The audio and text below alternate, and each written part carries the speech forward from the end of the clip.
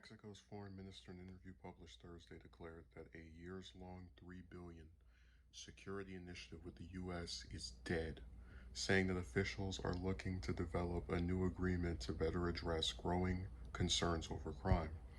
Marcelo Ebrard told the Washington Post that the Merida Initiative, launched during the George W. Bush administration, has not done anything to address a huge increase in violence and drug trafficking in Mexico, arguing we have to do something else. The Merida Initiative is dead, it doesn't work. Okay, he told the Post, we are now in another era. Since 2007, the initiative has funneled money to Mexico with an initial goal of developing aircraft, helicopters, and other technology for Mexican security forces. The initiative was shifted, however, to primarily providing technical support and training for Mexico's police force and justice system. The Post said that Ebrard emphasized the importance of addressing Mexico's homicide rates, which have quadrupled since the start of the program. The foreign minister also argued that more effort should be made to seize chemicals used to make fentanyl and other drugs, much of which have been smuggled across the southern border and contributed to the surge in drug overdose deaths across the United States. Ebrard further said that guns traveling into the U.S. from Mexico should be addressed in any new renegotiation of the Merida Initiative. A senior State Department official who spoke to the Post on a condition of anonymity to discuss U.S. foreign policy said that the Biden administration hopes to engineer more robust cooperation on security agreements with Mexico. The official said that U.S. authorities have proposed a cabinet-level meeting with Mexican diplomats to discuss a replacement for the Merida Initiative. We do want to see this sooner rather than later, the U.S. official told the Post. However, they rejected Ebrard's argument that the 2007 initiative had failed, citing its training of thousands of police instructors, judges, and other Mexican law enforcement personnel, as well as equipment to help curb drug trafficking. Ebrard told the Post that Mexico and the U.S.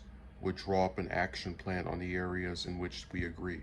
According to the Post, Mexican authorities said that potential ideas for a negotiation were discussed with top U.S. officials, including Vice President Harris's trip to Mexico in early June. Harris has been tapped by President Biden to lead U.S. efforts to address the root cause of regional migration by engaging with Mexico and the Northern Triangle countries. So, the U.S. is refuting the Merida Initiative's failure by saying, oh, look at what we did with these police officers. But if the goal of this program was to address crime, and the current head of state, Marcelo, is able to cite instances where crime has increased and has continued to be just as bad, if not worse, it goes back to that thing of how I think some politicians and some officials that live within the U.S. are very reluctant to ever criticize what we've done in the past. And they try to spin everything we do into being not as bad as someone else says it is. It's good if what they're saying is true, that there were training for different personnel, right, in Mexico, but if it did not succeed in curbing crime or reducing crime, and in fact has seen a crime increase as claimed by the person who actually is over there and in charge of things, I think his word carries a lot more weight.